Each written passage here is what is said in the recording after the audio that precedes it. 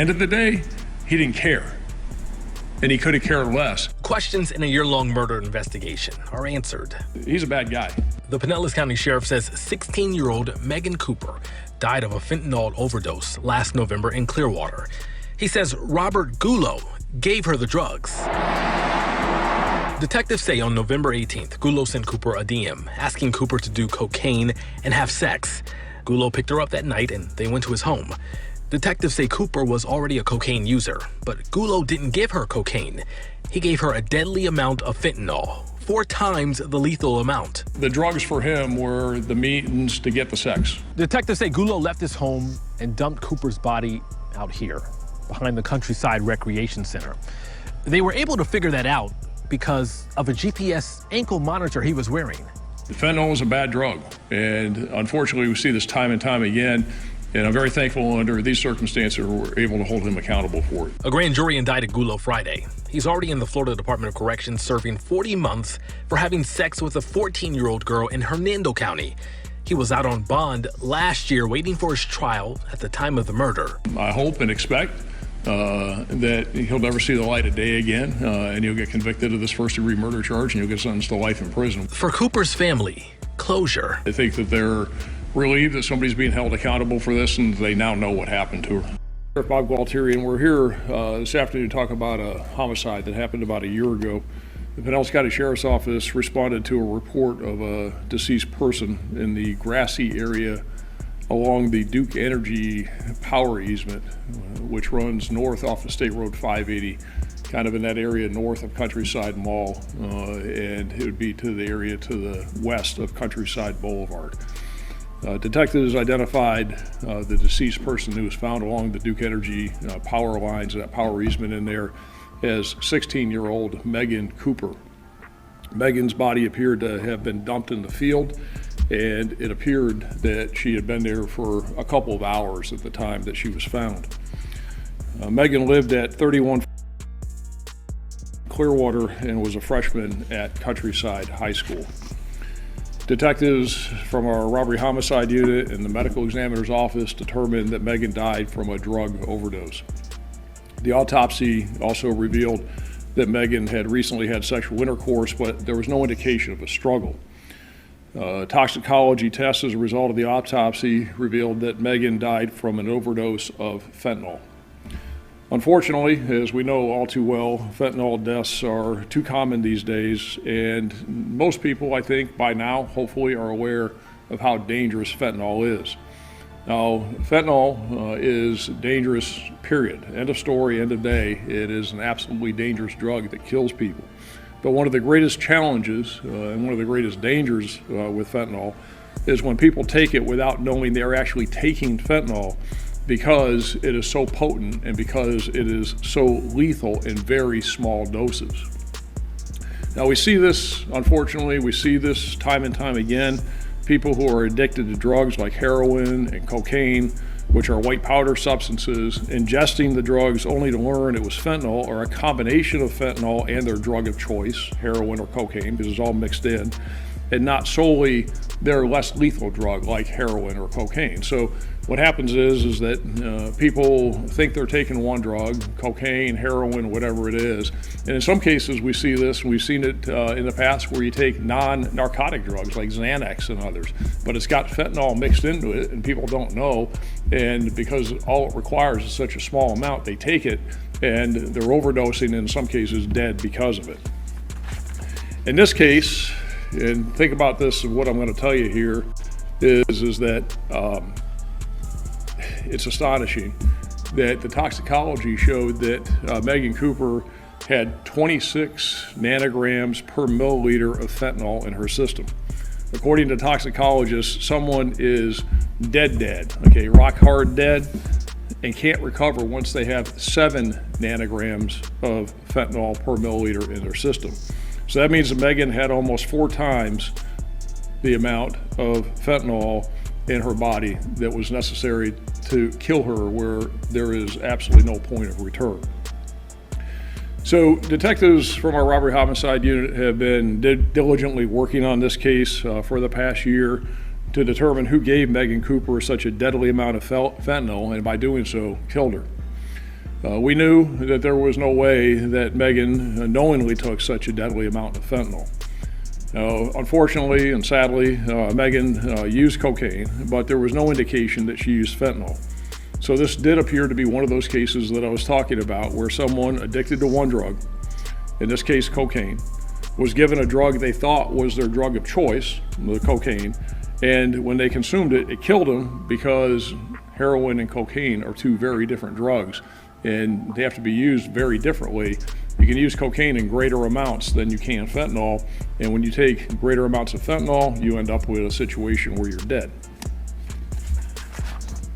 So based upon this year-long investigation, a grand jury this past Friday, a couple days ago, indicted 25-year-old Robert Gullo, and his picture is the guy here to my right, for the first-degree murder of 16-year-old Meaghan Cooper. Gullo is the one who gave Meaghan the fentanyl that killed her. Now Gullo, as you can see from this photograph, and that's a photograph from his time he was, I guess, booked into the Florida Department of Corrections, the state prison system. He's currently an inmate incarcerated in the Florida Department of Corrections, and he's serving a 40-month prison sentence for lewd and lascivious behavior on a child under 14. He's going to be transported to the Pinellas County Jail, where he will face the first-degree murder charge for which he was indicted this past Friday. Now here's what we know happened. Gullo, as I said, who's in his mid-20s, and he lived at 2629 Bruton Court in Clearwater, not far from where Meaghan Cooper lived. And you can see we have a map here to your right that shows where Meaghan Cooper's residence was, where Gullo's residence was, and I'll get to explain but where her body was found. Now, Gullo sexually preyed on young teenage girls who he met online and befriended them by furnishing them drugs for sex. The Hernando County charge, and that's the charge for which Gullo is currently in the Department of Corrections, resulted from sex that he had with a 14-year-old girl who he met on the dating app Tinder. At the time that Meaghan died, Gullo had been charged in the Hernando County case, and he was out of jail on bond awaiting trial. Because he was out on bond and through a bail bondsman on the lewd and lascivious charge, he was wearing a GPS ankle monitor. That ankle monitor that he was wearing, because he was out of jail on bail from the Hernando County case, helped us prove that Gullo is the one that furnished the fentanyl to Meaghan Cooper that killed her, and that he dumped her body by the power lines. So further of what we know is on November 18th of 2021, Meaghan Cooper was last seen alive by her mom at her home, and that was a little after 8 o'clock, and Meaghan's mom went to bed, and Meaghan was supposed to be in for the night. So Meaghan's at home with her mom goes to bed, Meaghan's 16 years old, goes to Countryside High School, supposed to be in for the night. We also know that earlier that day, on the 18th, Gullo, this predator, sent Cooper a text message that stated, "We should," and I'm quoting, "we should hang out tonight, let's do coke and get effed up." That's a copy of the text message that's there. Cooper replied to Gullo's text message, okay, and that they could hang out later that night. Meaghan also spoke with a friend by phone that day, and she told the friend that she was going to do cocaine with Bobby, who is Gullo.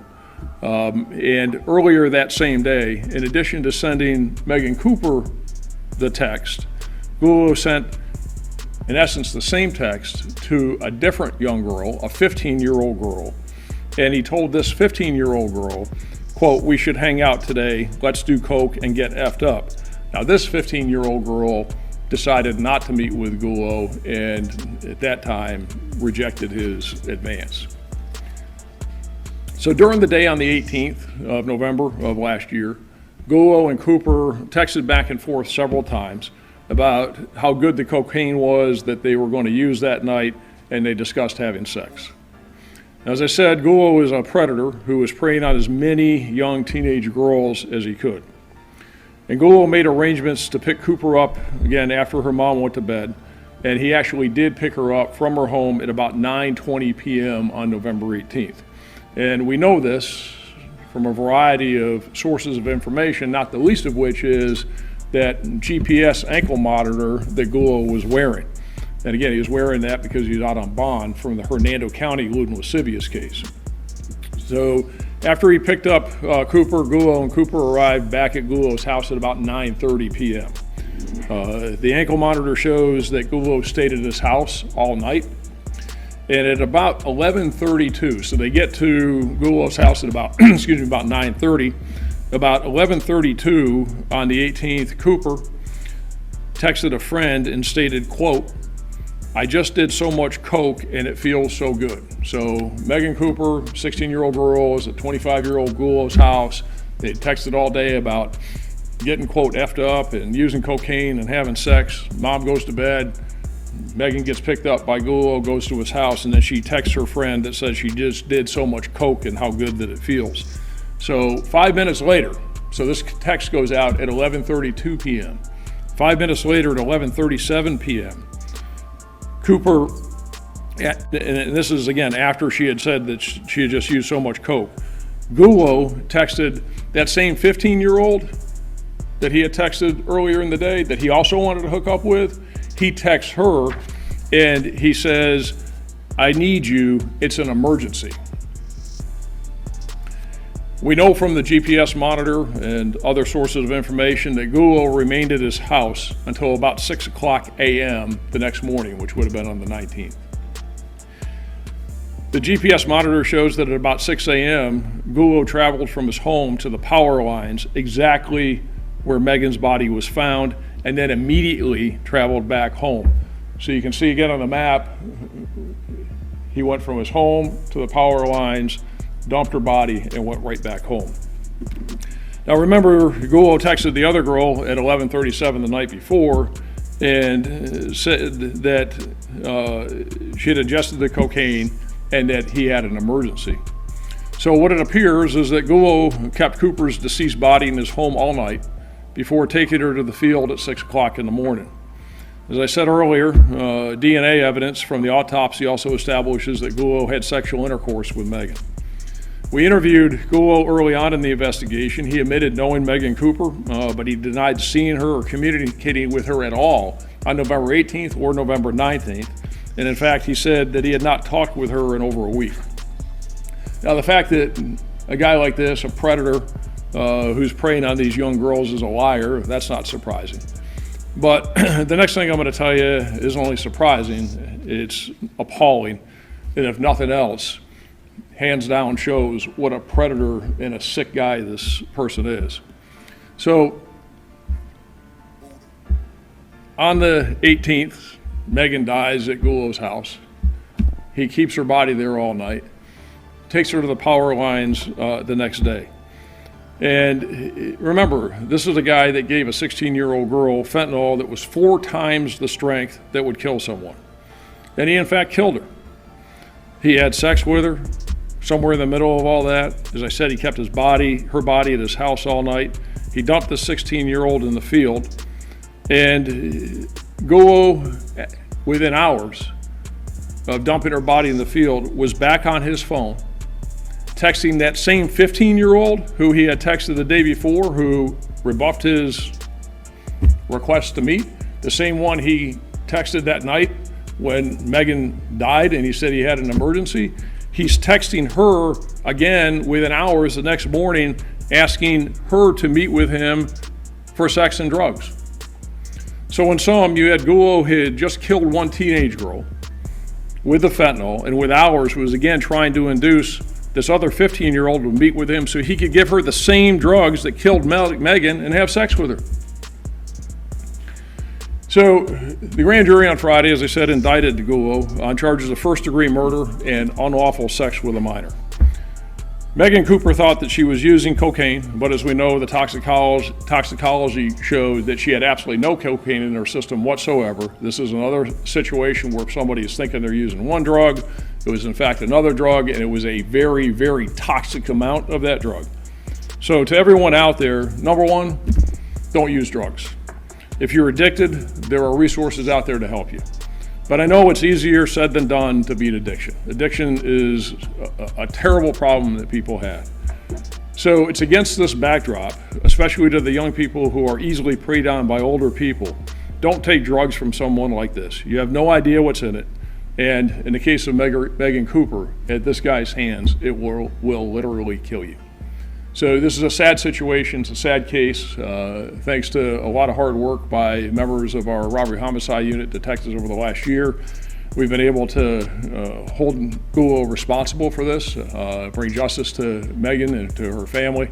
But fentanyl is a bad drug, and unfortunately we see this time and time again, and I'm very thankful under these circumstances we're able to hold him accountable for it. So I'll take any questions that you have. Sure. This past Friday, the grand jury indicted the Pedomon Serving 40 months for lewd and lascivious for sex he had with the 14-year-old in Hernando County. Have you all got a chance to, you personally, the detectives, talk to Meaghan's family, and obviously let them know news, and just what are they saying, how are they doing? Yeah, detectives have talked to her mom last week and as early as this morning. I think that they're relieved that somebody's being held accountable for this, and they now know what happened to her. I have a question about him. So he was previously, for that he charged out and leaving the rest of that out on bond, when he passed monitor. When did he go back in? Yeah, so off the top of my head, I don't remember exactly when he went back. So that case, so again, he was out last November. He was out on bond. So that case would have been disposed of in Hernando County sometime, I believe it was earlier this year. And he was sentenced to 40 months in state prison. So he came off bond, he surrendered, and he went to state prison where he was serving that 40-month sentence. Obviously, I hope and expect that he'll never see the light of day again. He'll get sentenced to life in prison, which he should. I mean, you can see this. I mean, this guy's a predator from, he's walking around with an ankle monitor because he's having sex with a 14-year-old girl. He's texting these other young teenage girls for sex and for drugs, some of the explicit messages back and forth. He's a bad guy. How often do you see this how prevalent it is? Unfortunately, it's extremely prevalent. They buy fentanyl, they like to use it. And of course, the question then becomes why? Well, one of the biggest reasons is that it's cheaper than heroin and it's a cleaner high than heroin, so people like it as a drug of choice. If you know what you're doing with it and you take it in small doses and you take it, I'll put this in quotes appropriately because there's nothing appropriate about it, then you can take it without killing yourself. But the majority of people don't know how to use it. And this is why we find people literally every day sitting in their bathrooms at home or on the floor in the living room or wherever it is with a needle stuck in their arm dead because they think they're using cocaine or they think they're using heroin or they think they're using something else, but it's fentanyl.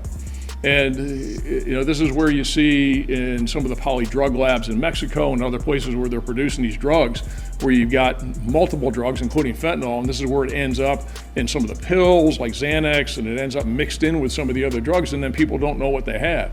So when that occurs, or if somebody gives somebody fentanyl, they know it's fentanyl, and the other person uses it like cocaine. In fact, I tried to blow it up here to show you, but it wouldn't come out, is that Meaghan actually took a picture of the line of cocaine that she thought that she was snorting that night. But that wasn't a line of cocaine. That was a line of deadly fentanyl. 7 nanograms is gonna, like I said, according to the toxicologist, you're dead, okay? Rock dead. You ain't coming back. You ain't gonna, no Narcan, nothing else. 7 nanograms, you're in trouble. She had 28 nanograms.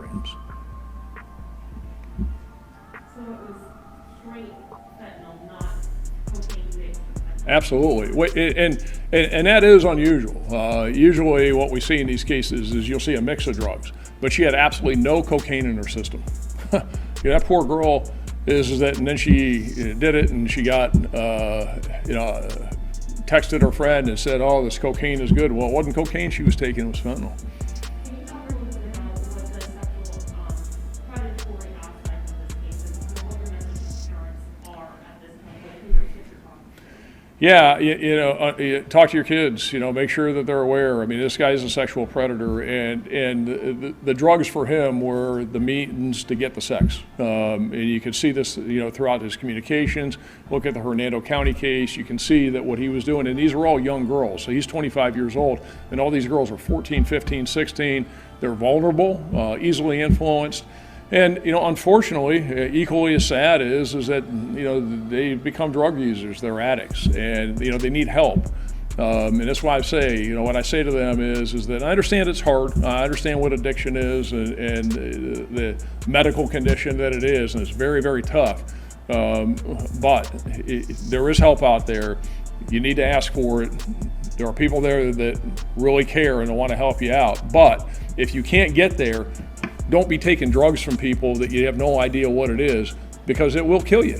And there's no coming back from that.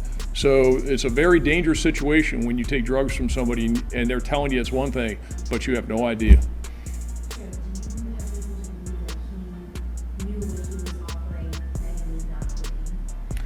I can't really comment on that. I don't know, and I just say, and I don't say this to be flip, or it doesn't matter, and whether he did or not makes no difference. The fact is, you can see this type of conduct that this guy was engaged in. And at the end of the day, he didn't care, and he could have cared less.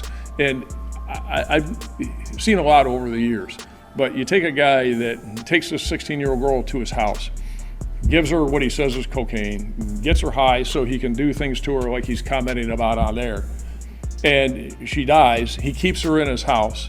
It's obvious that he had sex with her at some point in there. It dumps her in the field, and within a short period of time, hours, he's going back to the other girl, trying to get her to give her more of the same drugs and have sex with her too. I don't even know what to say to that, other than it's appalling. Did he meet Meaghan on Tinder as well? Well, I don't know where exactly. It's through social media. I mean, that's where he was meeting all of them. That was his, social media, unfortunately, and where all these young girls are. That's his playground. It is his recruiting source for getting these kids. And he's 25 years old. And unfortunately, the young girls, attracted to the older guy. He's got drugs. It's just a bad situation. All the ingredients there were just terrible. Do you know where he's getting the drugs from? No. Don't know. He wouldn't cooperate with us at all. I mean, he's a liar from the get-go. I mean, he told us he had talked to her those 2 days, hadn't seen her in weeks. He was totally uncooperative.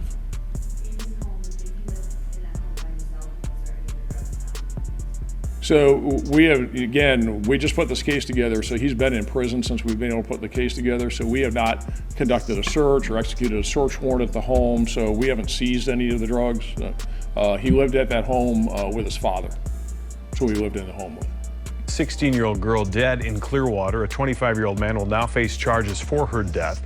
A grand jury indicted Robert Gullo of first-degree murder. Very disturbing and tragic update in this story, in this case, but hopefully it's some closure for this 16-year-old's family. Detectives say Robert Gullo is a sexual predator who uses drugs to lure in young girls, and unfortunately, that's what happened last year.